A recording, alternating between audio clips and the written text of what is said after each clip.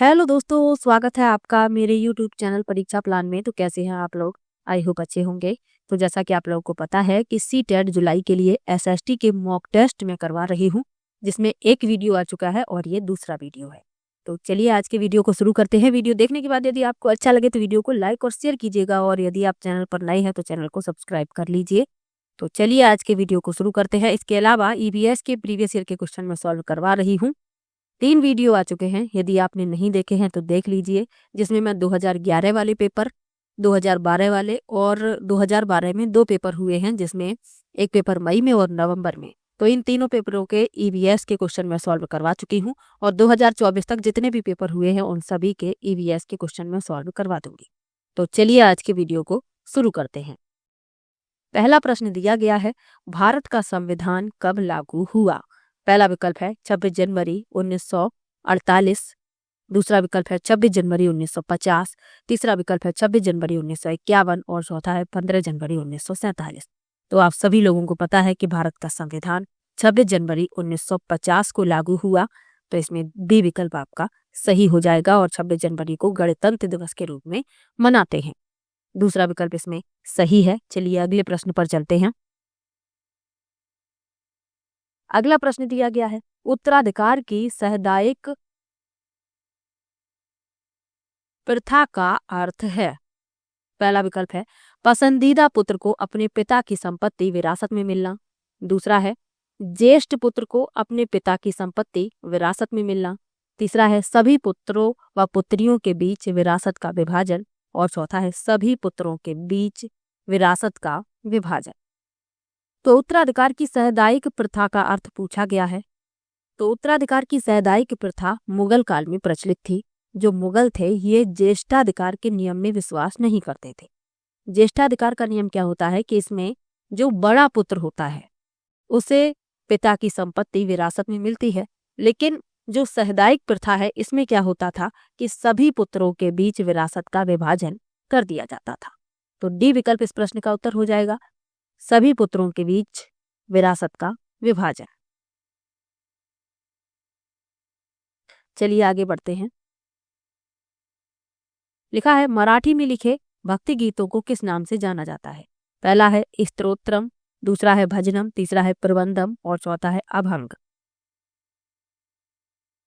तो 13वीं से 17वीं शताब्दी तक महाराष्ट्र में संत कवियों की एक बड़ी संख्या देखी गई, जिनके सरल मराठी में गीत लोगों को प्रेरित करते हैं, और मराठी में लिखे भक्ति गीतों को अभंग नाम से जाना जाता है। डी विकल्प इसमें सही हो जाएगा, अभंग।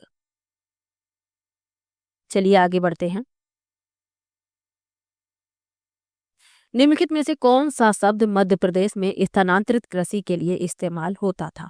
पहला विकल्प है बीघा, दूसरा है बेवर, तीसरा है बैगा और चौथा है महाल।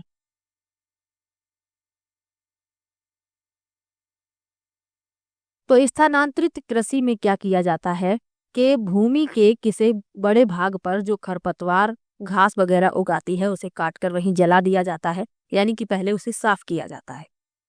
तो इसे कर्तन व दहन कृषि भी कहा जाता है। फिर जो राख बचती है उस राख को उसी भूमि में मिला दिया जाता है।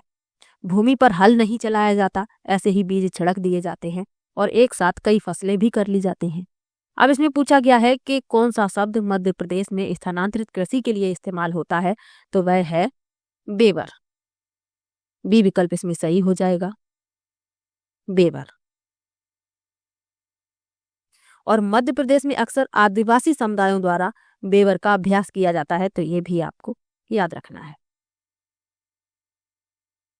तो स्थानांतरित कृषि से प्रश्न पूछे जाते हैं, तो ध्यान से इसे समझ लीजिए। चलिए आगे बढ़ते हैं। लिखा है, किसने जिन्ना के द्विराष्ट्र सिद्धांत का विरोध किया? पहला विकल्प है सरदार वल्लभ भाई पटेल, दूसरा है खान अब्दुल गफ्फार खान, तीसरा है वीर सावरकर और चौथा है मौलाना आजाद। तो किसने जिन्ना के द्विराष्ट्र सिद्धांत का विरोध किया था? मौलाना आजाद ने। डी विकल्प इसमें सही हो जाएगा।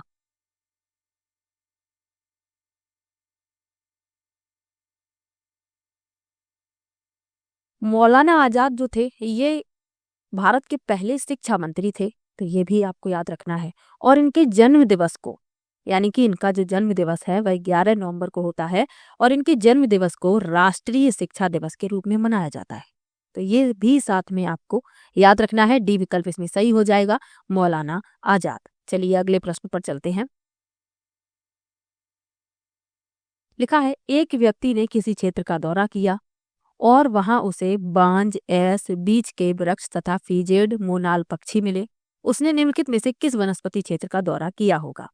पहला विकल्प है उष्णकटिबंधीय सदाबहार वन, दूसरा है शीतोष्ण पर्णपाती वन, तीसरा है शंकुधारी वन और चौथा है भूमध्य सागरीय वन।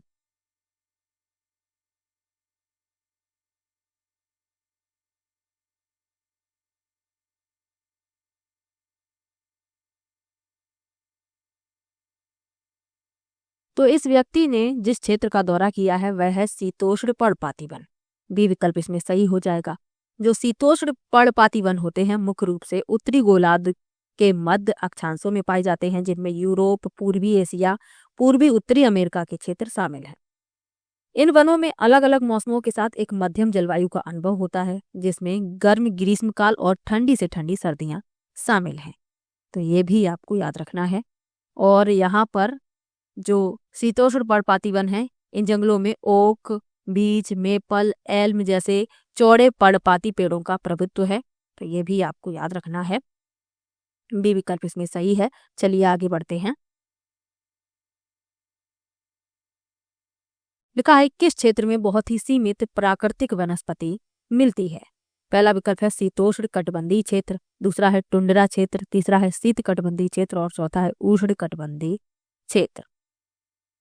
तो इस प्रश्न में आपका बी विकल्प सही है, टुंड्रा क्षेत्र, क्योंकि ये जो क्षेत्र है यहाँ पर बहुत सर्दी होती है और अत्यधिक ठंडे तापमान, उच्च हवाएं और कम वर्षा के कारण जो पौधे होते हैं उन्हें पर्याप्त अवस्थाएं नहीं मिल पाती हैं बढ़ने के लिए। तो इस क्षेत्र में सीमित प्राकृतिक वनस्पति पाई जाती है। बी विकल्प इसमें सही है, टुंड्रा क्षेत्र। चलिए आगे बढ़ते हैं। लिखा है पवन के निक्षेपण को कहा जाता है। पहला विकल्प है लोएस यानी कि चिकनी मिट्टी, दूसरा है छत्रक सेल, तीसरा है हेमोड और चौथा है स्टैक। तो पवन के निक्षेपण को लोएस कहा जाता है यानी कि चिकनी मिट्टी। पहला विकल्प इसमें सही हो जाएगा। लोएस एक सूक्ष्म पवन के झोंके वाला तलछट है जो गाद के आकार के कणों से बना होता है और यह पवन द्वारा कम या बिना वनस्पति आवरण वाले क्षेत्रों में जमा किया जाता है, जैसे कि रेगिस्तान और हिमनदी बहिर्वाही मैदान। तो ये इतना आपको याद रखना है। अब जो और विकल्प लिखे हुए हैं इनके बारे में जान लीजिए। जहां जहां इंपॉर्टेंट है विकल्प वहां मैं आपको बता दूंगी। तो छत्रक सेल क्या होता है? यानी कि मशरूम चट्टाने। तो मशरूम चट्टाने एक प्रकार की भूवैज्ञानिक संरचना होती हैं जो अपक्षय और अपर्दन प्रक्रियाओं द्वारा बनाई जाती है। हेमोड सेल, हेमोड क्या होता है? हेमोड क्या है? तो हेमोड एक प्रकार की भू आकृति है जो हिमनदों के निक्षेपण द्वारा निर्मित होती है। और स्टैक यानी कि ढेर, तो ये क्या होता है? तो स्टैक एक प्रकार का भूगर्भीय स्थल रूप है जो अपर्दन से बनता है। तो इतना आपको याद रखने की आवश्यकता है। ए विकल्प इसमें सही है। चलिए आगे बढ़ते हैं। जिस स्थान पर कोई नदी किसी अन्य जल निकाय में मिलती है उसे कहते हैं। पहला विकल्प है डेल्टा, दूसरा है तटबंध, तीसरा है गोखुर झील और चौथा है नदी मुहाना। तो जिस स्थान पर कोई नदी अन्य जल निकाय में मिलती है उसे कहा जाता है नदी मुहाना। डी विकल्प इसमें सही हो जाएगा। अब डेल्टा, तटबंध और गोखुर झील ये क्या है इनके बारे में भी जान लीजिए। तो डेल्टा एक भू आकृति है जो एक नदी के मुहाने पर बनती है जहां नदी तलछट जमा करती है और भूमि के पंखे के आकार का क्षेत्र बनाती है। तो ये डेल्टा कहलाता है। तटबंध क्या होता है? तो तटबंध एक नदी के किनारे बने तटबंध हैं जो बाढ़ को रोकने के लिए बनाए जाते हैं। और गोखुर झील क्या होती है? यानी कि इसे चाप झील भी कहते हैं। तो एक चाप झील जल का यू आकार का निकाय है जो तब बनता है जब एक घुमावदार नदी बाहरी किनारों को मिटा देती है। तो इतना आपको याद रखना है और इसमें डी विकल्प सही है। चलिए आगे बढ़ते हैं। लिखा है चीन, मलेशिया और इंडोनेशिया निम्न में से किस खनिज के अग्रणी उत्पादक हैं? पहला विकल्प है सीसा, दूसरा टिन, तीसरा निकेल और चौथा है जस्ता। तो चीन, मलेशिया और इंडोनेशिया टिन के अग्रणी उत्पादक हैं। बी विकल्प इसमें सही हो जाएगा, टिन। चलिए आगे बढ़ते हैं। सीढ़ीदार खेतों में भूमि के सपाट टुकड़े के किनारे को ऊपर उठा दिया जाता है ताकि पहला विकल्प है फसलों को कीटों से बचाया जाए, दूसरा है पानी भरा रह जाए, तीसरा तीसरा है खाद बह ना जाए और चौथा है फसलों के बीच दूरी रखी जा सके।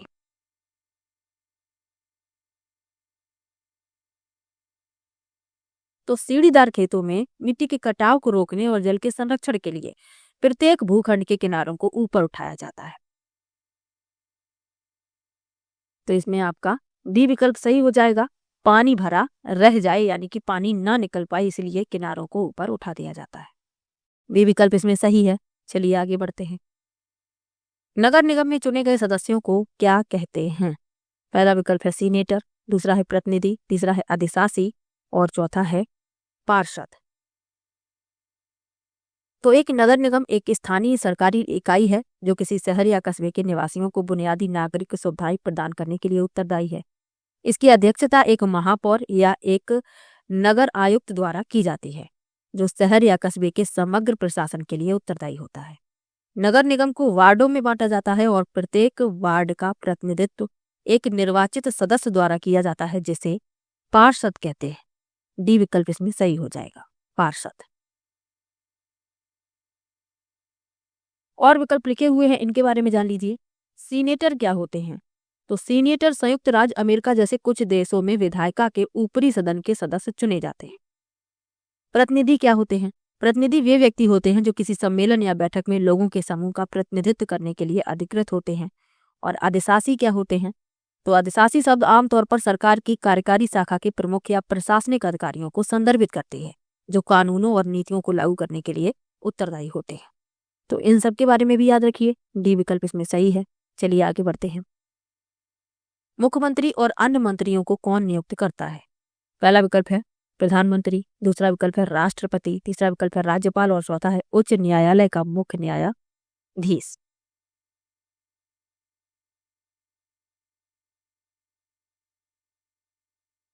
तो मुख्यमंत्री और अन्य मंत्रियों की नियुक्ति राज्यपाल द्वारा की जाती है। तो इसमें आपका सी विकल्प सही हो जाएगा, राज्यपाल। राज्य का मुखिया राज्यपाल होता है। वह केंद्र सरकार द्वारा यह सुनिश्चित करने के लिए नियुक्त किया जाता है कि राज्य सरकार संविधान के नियमों और विनियमों के भीतर कार्य करती है। तो इतना आपको याद रखना है, सी विकल्प इसमें सही है। चलिए आगे बढ़ते हैं। भारत में सरकार के एक से अधिक स्तर होने का मुख्य कारण है। पहला विकल्प है समुदायों की अधिक संख्या, दूसरा है सीमांत क्षेत्रों की सुरक्षा, तीसरा है रियासतों को संतुष्ट करना और चौथा है ब्रिटिश शासन के समय व्यवस्था की अच्छी जानकारी। तो भारत में सरकार के एक से अधिक स्तर होने का मुख्य कारण है समुदायों की अधिक संख्या। पहला विकल्प इसमें सही हो जाएगा।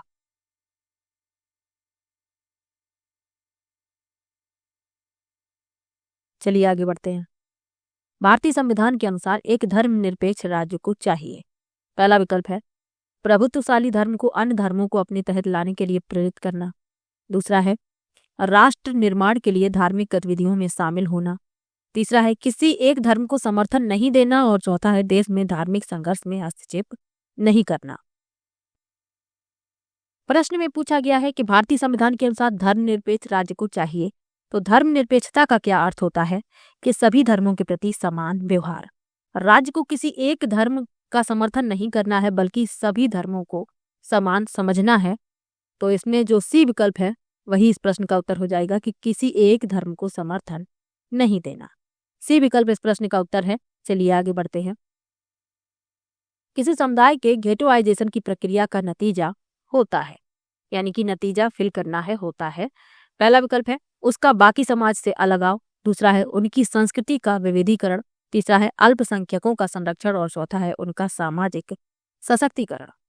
तो किसी समुदाय के गेटोआइजेशन की प्रक्रिया का जो नतीजा है वह है उसका बाकी समाज से अलगाव।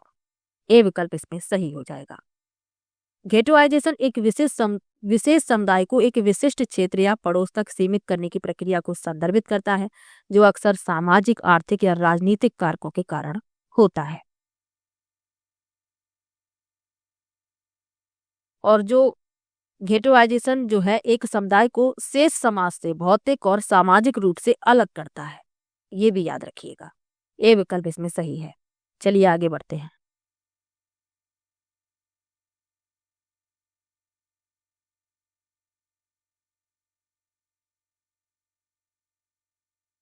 अगला प्रश्न दिया गया है, फिल करना है, सूरवीरों एवं वीरांगनाओं के बारे में भव्य एवं लंबी रचनाएं हैं तथा इनमें देवताओं से संबंधित कहानियां कथाएं भी सम्मिलित हैं। पहला विकल्प है ऐतिहासिक, दूसरा है संदर्भिकाएं, तीसरा है महाकाव्य और चौथा है वृत्तांत। तो इसमें आपका जो विकल्प सही है वह है सी विकल्प, महाकाव्य। महाकाव्य सूरवीरों एवं वीरांगनाओं के बारे में भव्य एवं लंबी रचनाएं हैं तथा इनमें देवताओं से संबंधित कहानियां भी सम्मिलित हैं। महाकाव्य लंबी कथात्मक कविताएं या कहानियां हैं जिनमें आमतौर पर वीर कर्म शामिल होते हैं और अक्सर एक विशेष संस्कृति की पौराणिक कथाओं या धार्मिक विश्वासों के आसपास केंद्रित होते हैं। और महाकाव्य आमतौर पर एक काव्यात्मक रूप में रचे जाते हैं और वे पद्य या गद्य में लिखे जा सकते हैं। तो ये भी आपको याद रखना है, सी विकल्प इसमें सही हो जाएगा। चलिए आगे बढ़ते हैं, अगले प्रश्न पर चलते हैं। लिखा है, यदि वेद समाज ने रूढ़िवादी हिंदुत्व के अंधविश्वासों की सख्त निंदा की तो प्रार्थना समाज ने फिल करना है प्रयास किया। पहला विकल्प है जाति बंधनों के उन्मूलन के लिए, दूसरा है विचारों की स्वतंत्रता के लिए, तीसरा है मुसलमानों को पश्चिमी विज्ञान से परिचित करने के लिए और चौथा है बाल विवाह की अनुमति के लिए। तो वेद समाज की स्थापना 1864 में मद्रास में हुई थी और वेद समाज जो था ये ब्रह्म समाज से प्रेरित था, ये आपको याद रखना है। वेद समाज की स्थापना किसने की थी, ये प्रश्न भी तो पूछा जा सकता है। तो वेद समाज की स्थापना केशव चंद्र सेन और के श्रीधरलू नायडू ने की थी, ये आपको याद रखना है। आगे क्या लिखा हुआ है कि वेद समाज ने रूढ़िवादी हिंदुत्व के अंधविश्वासों की सख्त निंदा की तो प्रार्थना समाज ने प्रयास किया। तो प्रार्थना समाज के बारे में जान लीजिए, प्रार्थना समाज की स्थापना कब और किसने की थी। तो प्रार्थना समाज की स्थापना आत्मा राम पांडुरंग ने मार्च 1867 में की थी। तो ये भी आपको याद रखना है। अब इसमें जो विकल्प सही है वह कौन सा है, तो इसमें आपका जो पहला विकल्प लिखा हुआ है वही इस प्रश्न का उत्तर है, जाति बंधनों के उन्मूलन के लिए। प्रार्थना समाज ने जाति बंधनों के उन्मूलन के लिए प्रयास किया, ये विकल्प इसमें सही हो जाएगा। चलिए आगे बढ़ते हैं, ये विकल्प इसमें सही है। चलिए आगे बढ़ते हैं। राष्ट्रीय आंदोलन के नरमपंथी नेताओं ने, पहला विकल्प है, महसूस किया कि जब भारतीयों की उचित मांगों की बात आती है तो अंग्रेज के मन में स्वतंत्रता के विचारों के लिए कोई सम्मान नहीं था। दूसरा है आत्मनिर्भरता और रचनात्मक कार्य पर जोर दिया। तीसरा है प्रार्थना की राजनीति विफल हो गई और चौथा है देश के आर्थिक विनाश के विरुद्ध जनमत तैयार किया। तो जो नरमपंथी नेता थे ये ब्रिटिश शासन की अन्यायपूर्ण प्रकृति के बारे में जन जागरूकता विकसित करना चाहते थे। उन्होंने समाचार पत्र प्रकाशित किए, लेख लिखे और दिखाया कि कैसे ब्रिटिश शासन देश को आर्थिक बर्बादी की ओर ले जा रहा था। उन्होंने अपने भाषणों में ब्रिटिश शासन की आलोचना की और जनमत जुटाने के लिए देश के विभिन्न हिस्सों में प्रतिनिधि भेजे। तो इसमें आपका जो डी विकल्प है सही हो जाएगा कि देश के आर्थिक विनाश के विरुद्ध जनमत तैयार किया। डी विकल्प इसमें सही हो जाएगा। चलिए आगे बढ़ते हैं। अगला प्रश्न दिया गया है, निम्न में से कौन सा अंटार्कटिका में भारत का उपकेंद्र नहीं है। पहला है मैत्री, दूसरा है दक्षिण गंगोत्री, तीसरा है भारती और चौथा है आदिति। तो अंटार्कटिका में जो भारत के उपकेंद्र हैं कौन कौन से हैं, मैत्री है, दक्षिण गंगोत्री है, भारती है। सबसे पहले जो स्थापित किया गया था अनुसंधान केंद्र वह था भारती। 1983 में इसे स्थापित किया गया लेकिन 1990 में इसे छोड़ दिया गया, अब यह चालू नहीं है। जो मैत्री है यह 26 फरवरी 1989 को स्थापित किया गया था और दक्षिण गंगोत्री जो है ये 1983 में इनकी स्थापना हुई थी और यह भारत के दूसरे केंद्र मैत्री से 2500 किलोमीटर की दूरी पर स्थित था। तो ये सब आपको याद रखना है। तो मैत्री, दक्षिण गंगोत्री और भारती ये तीनों अंटार्कटिका में भारत के उपकेंद्र हैं लेकिन अदिति नहीं है और नहीं है पूछा गया है, तो डी विकल्प इसका उत्तर हो जाएगा, अदिति। चलिए आगे बढ़ते हैं, अगले प्रश्न पर चलते हैं। कर्क रेखा, भूमध्य रेखा और मकर रेखा निम्नलिखित में से किन महाद्वीपों से नहीं गुजरती? पहला विकल्प है उत्तर अमेरिका और अंटार्कटिका, दूसरा है ऑस्ट्रेलिया और अंटार्कटिका, तीसरा है यूरोप और अंटार्कटिका और चौथा है केवल अंटार्कटिका। तो जो भूमध्य रेखा है ये विश्व के 3 महाद्वीपों दक्षिण अमेरिका, अफ्रीका और एशिया से होकर गुजरती है। कर्क रेखा उत्तरी अमेरिका, अफ्रीका और एशिया से होकर गुजरती है और मकर रेखा दक्षिण अमेरिका, अफ्रीका और ऑस्ट्रेलिया से होकर गुजरती है। अब इसमें पूछा गया है कि कर्क रेखा, भूमध्य रेखा और मकर रेखा किन महाद्वीपों से नहीं गुजरती? तो यूरोप और अंटार्कटिका से। तीसरा विकल्प इसमें सही हो जाएगा, यूरोप और अंटार्कटिका। चलिए आगे बढ़ते हैं, अगले प्रश्न पर चलते हैं। पश्चिमी घाट में किस तरह की वनस्पति पाई जाती है? पहला है पश्चिमी ढालों पर उष्णकटिबंधीय वर्षावन तथा पूर्वी ढालों पर कटीली झाड़ियां, दूसरा है पश्चिमी ढालों पर कटीली झाड़ियां तथा पूर्वी ढालों पर उष्णकटिबंधीय वर्षावन, तीसरा है दोनों ढालों पर उष्णकटिबंधीय वर्षावन और चौथा है दोनों ढालों पर कटीली झाड़ियां। तो पश्चिमी घाट भारत में एक पर्वत श्रृंखला है जो देश के पश्चिमी तट के समानांतर चलती है। इस क्षेत्र के पश्चिमी और पूर्वी ढलानों पर भौगोलिक प्रभाव के कारण अलग अलग जलवायु परिस्थितियों का अनुभव होता है। तो पश्चिमी ढालों पर उष्णकटिबंधीय वर्षावन तथा पूर्वी ढालों पर कटीली झाड़ियां हैं, ए विकल्प इसमें सही हो जाएगा। भौगोलिक प्रभाव के कारण पश्चिमी घाट के पश्चिमी ढलानों को वर्षा की एक महत्वपूर्ण मात्रा प्राप्त होती है, जिससे उष्णकटिबंधीय वर्षावनों के लिए एक आदर्श वातावरण बनता है। और दूसरी ओर पश्चिमी घाट के पूर्वी ढलान वर्षा छाया क्षेत्र में स्थित हैं, जहां बहुत कम वर्षा होती है, तो इसीलिए यहाँ पर कटीली झाड़ियां पाई जाती हैं, तो ए विकल्प इसमें सही हो जाएगा। चलिए आगे बढ़ते हैं और अगले प्रश्न पर चलते हैं। निम्नलिखित में से कौन सी स्थायी पवनें हैं? पहला है पूर्वी पवन और मानसूनी पवनें, दूसरा है लू और मानसूनी पवनें, तीसरा है समुद्री समीर और पश्चिमी पवनें और चौथा है व्यापारिक पवनें और पश्चिमी पवनें। तो स्थायी पवनें पूछी गई हैं, व्यापारिक पवनें और पश्चिमी पवनें स्थायी पवनें हैं।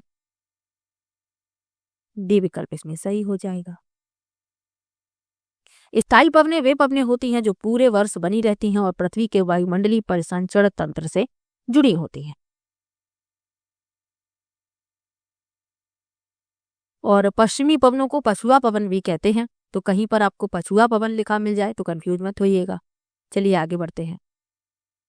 लौह अयस्क से संबंधित प्रिंस चार्ल्स पर्वत कहाँ अवस्थित है?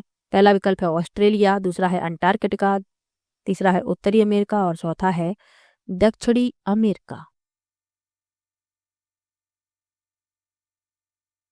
तो लौह अयस्क से संबंधित प्रिंस चार्ल्स पर्वत अंटार्कटिका में स्थित है, बी विकल्प इसमें सही हो जाएगा। चलिए आगे बढ़ते हैं। समानता की खोज में डॉक्टर भीमराव अंबेडकर ने धर्म परिवर्तन कर किस धर्म को अपनाया? पहला विकल्प है जैन धर्म, दूसरा विकल्प है ईसाई धर्म, तीसरा विकल्प है बौद्ध धर्म और चौथा है इस्लाम। तो 1956 में समानता की खोज में डॉक्टर भीमराव अंबेडकर ने धर्म परिवर्तन करके बौद्ध धर्म को अपना लिया था, सी विकल्प इसमें सही हो जाएगा। और उनके साथ लाखों अनुयायियों ने भी बौद्ध धर्म को अपनाया था। डॉक्टर भीमराव अंबेडकर को संविधान का जनक कहा जाता है, तो ये भी आपको याद रखना है। चलिए आगे बढ़ते हैं। काउंसिल ऑफ स्टेट्स का भारत में ज्यादा प्रचलित नाम क्या है? पहला है संसद, दूसरा है लोकसभा, तीसरा है राज्यसभा और चौथा है विधानसभा। तो काउंसिल ऑफ स्टेट्स का भारत में ज्यादा प्रचलित नाम है राज्यसभा। राज्यसभा जो होता है ये भारतीय संसद का उच्च सदन है और लोकसभा निम्न सदन है, तो ये भी आपको याद रखना है। और राज्यसभा के सदस्यों के लिए 6 वर्ष का निश्चित कार्यकाल होता है, जबकि लोकसभा सदस्यों का चुनाव 5 वर्ष के लिए होता है, तो ये अंतर भी याद रखिएगा। चलिए आगे बढ़ते हैं अगले प्रश्न पर। संसद में प्रश्नकाल सुनिश्चित करता है। पहला विकल्प है कार्यपालिका की विधायिका की तरफ जवाबदेही, दूसरा है न्यायपालिका की विधायिका से स्वतंत्रता, तीसरा है विधायिका की न्यायपालिका पर नियंत्रण और चौथा है न्यायपालिका का विधायिका के साथ सहयोग। तो संसद में प्रश्नकाल सुनिश्चित करता है कार्यपालिका की विधायिका की तरफ जवाबदेही। ए विकल्प इसमें सही हो जाएगा। चलिए आगे बढ़ते हैं और अगले प्रश्न पर चलते हैं। निम्नलिखित में से क्या बाजार का एक प्रकार नहीं है? पहला है साप्ताहिक बाजार, दूसरा है शॉपिंग कॉम्प्लेक्स, तीसरा है दादन व्यवस्था और चौथा है मॉल। तो बाजार का प्रकार नहीं है ये पूछा गया है, तो दादन व्यवस्था बाजार का प्रकार नहीं है, सी विकल्प इसमें सही हो जाएगा। तो दादन व्यवस्था फिर क्या है ये भी तो पता होना चाहिए।